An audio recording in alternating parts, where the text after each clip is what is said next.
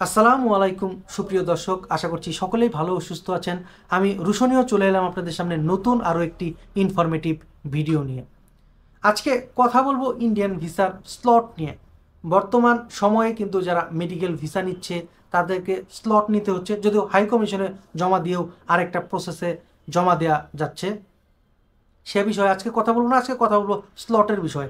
Student visa, double entry visa কিংবা medical visa slot নেওয়ার জন্য যে ব্যবস্থাটি রয়েছে এটি ঢাকা, সিলেট, চট্টগ্রাম এবং কি রাজশাহী, খুলনা এই জায়গাগুলোতে জমা দেওয়া যাচ্ছে। স্লট নেওয়ার ব্যাপারে অনেকগুলো ভিডিও দিয়ে বলেছিলাম যে স্লটের কিন্তু খরচ অনেক, 10,000, 20,000, 25,000, 30,000 পর্যন্ত খরচ রয়েছে এক একটি স্লট নেওয়ার জন্যে। এর মধ্যে নানান ধরনের প্রসেস করা হয়েছে, তবে এটির ব্যাপারে যেটি বোঝা যায়, যদি কোনো সাধারণ মানুষ চেষ্টা করে একদমই অসম্ভব ব্যাপার এই স্লট নেওয়া। ঠিক কয়টার সময় স্লট ছাড়বে তার কোনো নির্দিষ্ট সময় নেই। একদিন 3:30টা, একদিন 4টা, একদিন 4:30টা কিংবা 5টা, 5:30। গতকালকে লেখা ছিল 5:30টায় ছাড়ার কথা, ছেড়েছে 5টা 40 মিনিটে। প্রতিদিনই এরকমটা ব্যাপার। আবার একটি ফ্যামিলির যদি 3জন মেম্বার হয়ে থাকে, সাধারণ প্রসেসে 2জনের বেশি কেউ অ্যাপ্লাই করতে পারে না। লাস্ট স্টেজে গিয়ে পেমেন্ট আর সম্পন্ন করা যায় না যদি 3জন, 4জন কিংবা 5জন হয়ে থাকে। আবার সাধারণ একটি মানুষ 3জনের বেশি 4জন ফ্যামিলি মেম্বার অ্যাটেন্ডেন্ট করে ফাইলটি সাজাতেই পারে না। তো এই স্লটের ব্যাপারে বলতে চাচ্ছি, অনেক টাকা খরচ করে বাইরের থেকে স্লট নিতে হচ্ছে। তবে ইন্ডিয়ান সরকার চেষ্টা করছে কোনোভাবেই যেন এটি টাকা বাইরে চলে না যায়, যার যার কাজটা যেন শেষে নিজেই করতে পারে। এজন্য তারা নতুন নিয়ম নির্ধারণ করেছে। আপনি অ্যাপ্লিকেশন ফর্মে যে নাম্বার ব্যবহার করবেন, ঠিক সেই একই নাম্বার দিয়ে আপনাকে অ্যাপয়েন্টমেন্ট স্লট নিতে হবে এবং কি সেই নাম্বারে ওটিপি যাবে এবং কি সেই ওটিপি ভেরিফাই করে আপনাকে ডেট নিতে হবে, পেমেন্ট সম্পন্ন করতে হবে। তবে অনেকেই কিন্তু বাইরে থেকে তাদের নাম্বারে নিচ্ছিল। বর্তমানে এটি হার্ডলাইনে গিয়েছে ইন্ডিয়ান হাইকমিশন। সেই নাম্বারে ওটিপি এবং কি একটি কনফার্মেশন মেসেজ চলে আসে যে কত তারিখে কোন ভিজিটির আন্ডারে আপনি জমা দিবেন, কয়টার থেকে কয়টার মধ্যে। এই কনফার্মেশন মেসেজ আপনাকে দেখাতে হবে। যখন যমুনা ফিউচার পার্কে জমা দিতে যারা গিয়েছে তাদের SMS চেক করা হয়েছে এবং কি পেমেন্টের যে ইনভয়েসটি পাওয়া যায় সেখানে উপরে এখন কোন নাম্বার দিয়ে এটি নেওয়া হয়েছে সেই নাম্বারটি এখন থাকছে।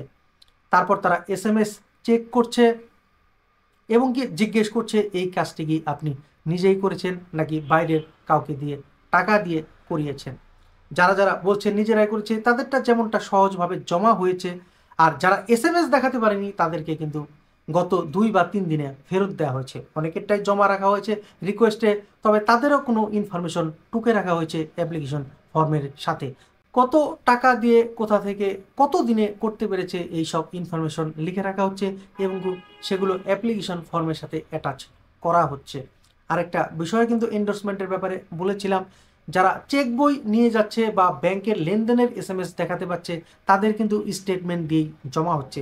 যারা দেখাতে ব্যর্থ হচ্ছে তাদেরকে এন্ডোর্সমেন্ট করতে হচ্ছে $150। স্টেট ব্যাংক অফ ইন্ডিয়ার আন্ডারে যে ভিসা ট্রাভেল কার্ডটি দেওয়া হয় সেটি $150 এন্ডোর্সমেন্ট করতে হচ্ছে, প্রায় 19,000 টাকার মতো জনপ্রতি খরচ। এই টাকা আপনি যদি ভিসা কোনো কারণে না পান 3 মাস পর আপনার ব্যাংক অ্যাকাউন্টে নিতে পারবেন, অথবা যদি আপনার ভিসা হয়ে যায় আপনি ইন্ডিয়াতে গিয়ে খরচ করতে পারবেন, কিংবা ভিসা হয়ে যাওয়ার পর যদি $150 অধিক ডলার আপনি এখানে আরও যোগ করতে চান সেই ক্ষেত্রে গুলশানে যে ব্রাঞ্চ রয়েছে স্টেট ব্যাংক অফ ইন্ডিয়ার সেখানে গিয়ে আবার এন্ডোর্সমেন্ট করে যত ইচ্ছা তত $5,000 পর্যন্ত আপনি যোগ করে এন্ডোর্স করতে পারেন। তো এই অ্যাপয়েন্টমেন্টের ব্যাপারে মোটামুটি প্রত্যেকেই সিরিয়াস হওয়া উচিত, যেহেতু অনেক টাকা খরচ করে বাইরে থেকে যারা নিচ্ছিলেন তাদের অবশ্যই কেয়ারফুল হওয়া উচিত। অবশ্যই নিজের নাম্বারে ওটিপি এবং কি কনফার্মেশন মেসেজ থাকতে হবে। যে অ্যাপ্লিকেশন আপনি করেছেন সেই ফর্মে যে নাম্বার থাকবে সেই একই নাম্বার দিয়ে আপনাকে অবশ্যই অ্যাপয়েন্টমেন্ট স্লট নিতে হবে। আর ভিসা মোটামুটি যারা আগে থেকে চিকিৎসা করে আসছে কিংবা সিরিয়াস পেশেন্ট তাদের ভিসা কিন্তু ভালো পরিমাণ হচ্ছে। আমরা গত বেশ কয়েকদিনে যাচাই বাছাই করে দেখছি তাদের রিজেকশনের হার একবারেই কম বললেই চলে। তবে ভিসা একটু কঠিন রয়েছে, ডবল এন্ট্রি ভিসা। এই ক্ষেত্রে সব থেকে যেটি জটিলতা সৃষ্টি হয় ইন্ডিয়াতে যে অ্যাম্বাসিতে আপনি যাবেন বা ভিএফএস সেন্টারে যাবেন তার নকল অ্যাপয়েন্টমেন্ট দেওয়া হয়, এজন্যই ডবল এন্ট্রি ভিসা বেশিরভাগ রিজেক্ট হয়ে যায়। মেডিকেল ভিসার ক্ষেত্রেও এর ব্যতিক্রম নয়। অনেকেই ঘোরার উদ্দেশ্যে যেতে চাচ্ছে ইন্ডিয়া, কিন্তু ট্যুরিস্ট ভিসা বন্ধ থাকায় তারা মেডিকেল ভিসা নিতে চাচ্ছে, উল্টাপাল্টা বেশ কিছু কাগজ দিয়ে জমা দিচ্ছে এবং কি তাদেরই ভিসা রিজেক্ট হচ্ছে। কিন্তু যারা অরিজিনালি পেশেন্ট এবং কি ইন্ডিয়াতে অনেকদিন যাবত চিকিৎসা করছে বা বাংলাদেশেও গুরুতর রোগে তারা চিকিৎসাধীন অবস্থায় ছিল, এখন আরও ভালো চিকিৎসার জন্য ইন্ডিয়াতে যেতে চাচ্ছে, তাদের ভিসা রিজেকশনের অবস্থা খুবই কম, ভালো পরিমাণ ভিসা তারা এখন পাচ্ছে। এবং কি আমরা খুবই আশাবাদী খুব দ্রুতই ট্যুরিস্ট ভিসা খুলে যাবে, আগের মতো আমরা ইন্ডিয়াতে ভ্রমণ করতে পারবো। যদিও বেশ কিছুদিন ঘাটাঘাটি করে সোশ্যাল মিডিয়া থেকে জানতে পারলাম আগামী মার্চে খুলতে পারে ট্যুরিস্ট ভিসা, যদিও এটি কোনো মানে ইন্ডিয়ার সরকারের তরফ থেকে কোনো সংবাদ নয়, জাস্ট সোশ্যাল মিডিয়াতে দেখতে পেয়েছি, সেটি আপনাদের সাথে শেয়ার করলাম। তো আমরা এই বিষয়টাতে আশাবাদী খুব শীঘ্রই খুলে যাবে আবার ট্যুরিস্ট ভিসা। আজকের মতো ভিডিওটি এ পর্যন্তই ছিল। যদি ভালো লাগে সেক্ষেত্রে একটি লাইক করতে পারেন, কোনো বিষয়ে প্রশ্ন থাকলে কমেন্ট বক্সে কমেন্ট করতে পারেন। আমি রুশনীয় আপনাদের সামনে নতুন ভিডিও নিয়ে হাজির হব।